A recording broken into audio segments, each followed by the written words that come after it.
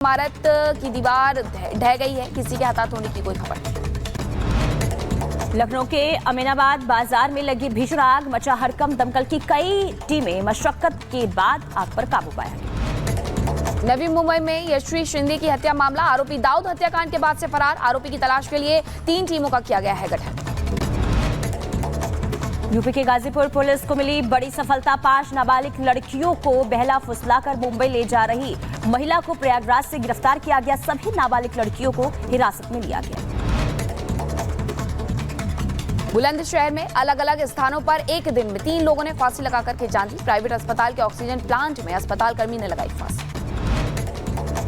लखनऊ में पतंग के मांझे से कटी युवक की गर्दन, स्कूटी से सामान लेकर जा रहा था युवक। मौके पर मौजूद इंस्पेक्टर ने सिविल हॉस्पिटल में करवाया भर्ती। मध्य प्रदेश के नर्मदापुरम से करप्शन का बड़ा मामला आया सामने। भोपाल में पीडब्ल्यूडी के सब इंजीनियर को रिश्वत लेते लोकायुक्त ने गिरफ्तार किया। 10 लाख की रिश्वत लेते रंगे हाथ पकड़ा गया लोकायुक्त। और इधर आपको बता दें कि गाजीपुर में दरिंदगी की हदें पार हो गई है। स्ट्रीटर ने नाबालिग के साथ दुष्कर्म किया। पुलिस ने आरोपी को गिरफ्तार किया है। कुछ ही दिन पहले जेल से छूटकर बाहर आया था आरोपी। गाजीपुर में तमंचा और चाकू की नोक पर महिला के अपहरण की कोशिश। पुलिस ने आरोपी को फुलनपुर रेलवे क्रॉसिंग से गिरफ्तार किया।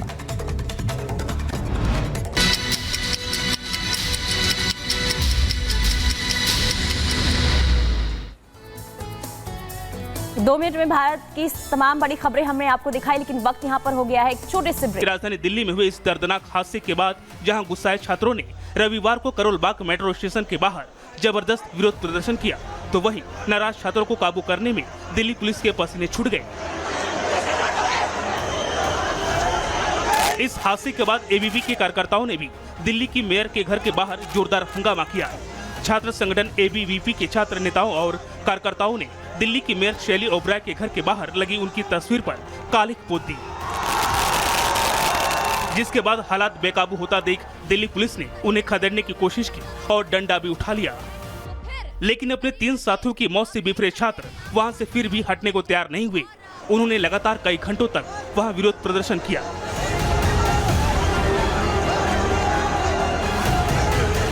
इस बीच राजेंद्र नगर से आए छात्रों के एक दल ने बीजेपी के कुछ स्थानीय नेताओं के साथ एमसीडी कमिश्नर से भी मुलाकात की और उन्होंने इस घटना के जिम्मेदार अफसरों के खिलाफ सख्त से सख्त कार्रवाई की मांग की। रविवार को दिन भर चले इस घटनाक्रम में नाराज छात्रों की बस एक ही मांग थी कि सरकार और एमसीडी राजेंद्र नगर हादसे की जान गंवाने वाले 3 छात्रों की मौत के बाद क्या एक्शन लेगी, जिसका जवाब दिल्ली की मेयर शैली ओबराय ने ये दिया।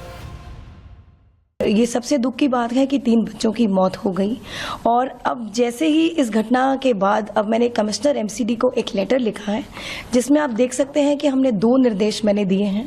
पहला, दिल्ली में जितने भी कोचिंग सेंटर्स हैं जो उन बिल्डिंग्स में चल रहा है जो एमसीडी के जुरिस्डिक्शन में आते हैं और बेसमेंट में बायलॉज के अगेंस्ट या नॉर्म्स के अगेंस्ट ऐसे कोचिंग सेंटर चल रहे हैं, उन पर सख्त से सख्त कार्रवाई हो, उन पर एक्शन लिया जाए। दूसरा, और अगर इस मामले में जो कल राजेंद्र नगर में हुआ कोई भी एमसीडी अधिकारी अगर जिम्मेदार है तो उस पर भी सख्त कार्रवाई की जाए। दिल्ली की मेयर को इस बात का बखूबी अंदाजा है कि एमसीडी में भ्रष्टाचार का जो खुला दंगल चल रहा है, राजेंद्र नगर में हुई घटना उसी भ्रष्ट तंत्र का नतीजा है। हालांकि उन्होंने राव कोचिंग सेंटर को लेकर जो जानकारी दी, वो जानकारी इस हादसे में जान गंवाने वाले बच्चों के परिवार के काम नहीं आने वाले। उन्होंने बेसमेंट में चल रहे कमर्शियल एक्टिविटी को लेकर भी जो बड़े दावे किए, उसकी पोल भी शाम होते होते खुल गई, क्योंकि लीपापोती के इस खेल के बाद एमसीडी पूरे दिन में महज 3 ऐसे सेंटर्स पर ही ताला लगाने में कामयाब हो पाई, जबकि छात्रों और लोगों की जिंदगी से खेलने वाला ये खूनी खेल पूरी दिल्ली में खेला जा रहा है। अभी ऑलरेडी हम लोग जो है शाम से एक्शन शुरू किया है। अभी 3 यूनिट्स की हमने क्या कहते हैं बेसमेंट हमने की है, क्लोज की है। बाकी आने वाले दिनों में we are taking action. Delhi में हर हादसे के बाद दावे तो बड़े बड़े किए जाते हैं, लेकिन वो दावे असल में जमीन पर कितने सही साबित होते हैं, इसकी पोल अगले हादसे के साथ ही खुल जाती है। एमसीडी में भी भ्रष्ट तंत्र का ये खेल लंबे वक्त से चल रहा है, जिसकी खबर एमसीडी के अफसरों से लेकर दिल्ली सरकार के मंत्रियों तक को है, लेकिन नतीजा वही ठाक के 3 पात ही रहता है। हालांकि इस मामले में छात्रों के गुस्से को देखते हुए मेयर शैली ओबराय एक बार फिर बड़े बड़े दावे कर रही हैं। उन्होंने इस बारे में सोशल मीडिया पर भी कई पोस्ट किए, जिसमें राजेंद्र नगर इलाके में बेसमेंट में चलाए जा रहे कोचिंग सेंटर्स को नोटिस दी गई। उन्होंने सोशल मीडिया एक्स पर दावा किया राजेंद्र नगर में जितने भी कोचिंग सेंटर जो बेसमेंट में रूल वायोलेशन कर रहे थे, उन पर एमसीडी ने सीलिंग की प्रक्रिया शुरू कर दी है। जरूरत पड़ने पर पूरी दिल्ली में इस मुहिम को चलाया जाएगा। अब तक की मिली जानकारी के मुताबिक 3 छात्रों की मौत के बाद पूरी तरह से घिर चुकी एमसीडी ने इस मामले में अब तक राजेंद्र नगर से चल रहे 13 कोचिंग सेंटर को सील किया है। लेकिन सवाल है कि क्या यह कार्रवाई काफी है, क्योंकि पूरी दिल्ली को पता है कि राजधानी दिल्ली में कोई ऐसा इलाका नहीं जहां बेसमेंट में गैर कानूनी तरीके से कमर्शियल गतिविधियां न की जा रही हो। सवाल है कि उनके खिलाफ कार्रवाई के लिए क्या दिल्ली को अगले हादसे तक इंतजार करना होगा।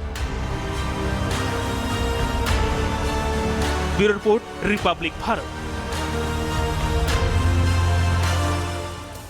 तो ये आपकी दिल्ली, आम आदमी पार्टी की दिल्ली है, जहां कभी बेबी केयर सेंटर में आग लग जाती है तो कभी कोचिंग सेंटर में पानी भर जाता है। नतीजा निकलता है 3 छात्रों को अपनी जान देनी पड़ती है। क्या कुछ हुआ था इस पूरे हादसे पर आपको ग्राफिक्स के जरिए समझा देते हैं। राजेंद्र नगर हादसे के बाद अब दरअसल एक्शन में एमसीडी नजर आ रही है। जो पहले हो जाना चाहिए था वो नहीं हुआ। हादसे के बाद 13 बेसमेंट सील कर दिए गए हैं, जहां पर इस तरीके से कोचिंग संस्थान चलाए जा रहे थे। मेयर के आदेश के बाद एमसीडी में यह हड़कंप देखने को मिल रहा है। एक्शन लिया गया है बड़े पैमाने पर। एमसीडी की छवि भ्रष्टाचार को लेकर के बदनाम पहले से ही है और अब ये देखने को मिल रहा है अफसरों पर घूस के बदले काम के आरोप लगते हैं, क्योंकि एनओसी नहीं थी वहां पर कोचिंग सेंटर चलाने की, ना ही वहां पर आप राव कोचिंग सेंटर में भी अफसरों की चूक हुई है। यहाँ एनओसी नहीं दी गई थी, यहाँ पर सिर्फ सामान के स्टोरेज के लिए एनओसी दी गई थी। गलती को जानबूझ करके नजरअंदाज किया जाता है। और 26 जून को भी एक छात्र ने इस बारे में शिकायत की थी, बड़ी दुर्घटना को लेकर के आशंका जताई थी, और जब वो दुर्घटना हो गई तब जाकर के सरकार की और एमसीडी की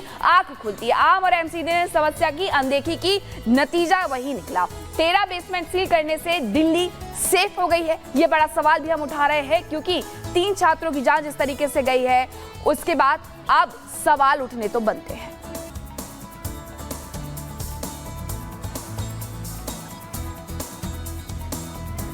तो देखिए, हादसे के बाद एमसीडी अब एक्शन में आ चुका है। लेकिन और दूसरी तरफ अगर हम बात करें, देखिए, जब तक इस मुद्दे की अहमियत बनी रहेगी तब तक जो नेता हैं वो अपनी राजनीतिक रोटियां भी सेकने में लगे रहेंगे और एमसीडी का एक्शन भी जारी रहेगा। लेकिन सवाल ये है कि आखिर कब तक इस पूरे मुद्दे को लेकर राजनीति होती रहेगी। सवाल ये भी कि आखिर क्यों इस ओर कोई सख्त कदम नहीं उठाया जाता है, कोई बड़ा कदम क्यों नहीं उठाया जाता है, ताकि इस तरह के हादसों पर लगाम लग सके। क्या कहती है रिपोर्ट, आपको दिखाते हैं।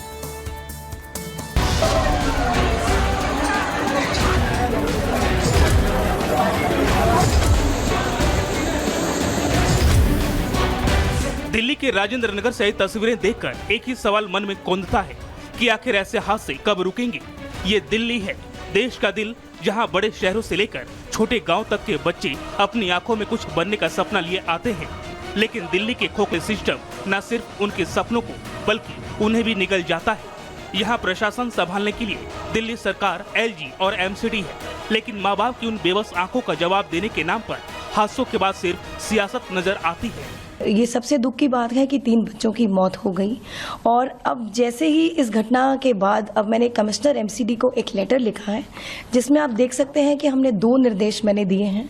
पहला, दिल्ली में जितने भी कोचिंग सेंटर्स हैं जो उन बिल्डिंग्स में चल रहा है जो एमसीडी के जुरिस्डिक्शन में आते हैं और बेसमेंट में बायलॉज के अगेंस्ट या नॉर्म्स के अगेंस्ट ऐसे कोचिंग सेंटर चल रहे हैं, उन पर सख्त से सख्त कार्रवाई हो, उन पर एक्शन लिया जाए। दूसरा, और अगर इस मामले में जो कल राजेंद्र नगर में हुआ कोई भी एमसीडी अधिकारी अगर जिम्मेदार है तो उस पर भी सख्त कार्रवाई की जाए। इन बच्चों की मौत के जिम्मेदार पूर्ण तरह केजरीवाल सरकार और स्थानीय विधायक दुर्गेश पाठक जी हैं, जिन्होंने क्रिमिनल नेग्लिजेंस करी है। हम ये डिमांड करते हैं कि नैतिकता के आधार पर माननीय मंत्री आतिशी जी को इस्तीफा देना चाहिए, माननीय विधायक दुर्गेश पाठक जी को इस्तीफा देना चाहिए। यानी इस घटना के बाद भी सियासत जारी है, एक दूसरे पर आरोप प्रत्यारोप चल रहा है। बीजेपी आम आदमी पार्टी पर हमला कर रही है, सवाल उठाने में कांग्रेस भी पीछे नहीं है, तो आपके नेता पलटवार कर रहे हैं। 3 ऐसे युवा जो देश का भविष्य थे, 3 ऐसे युवा जो अपने अपने परिवार के चिराग थे, लेकिन दिल्ली की निकम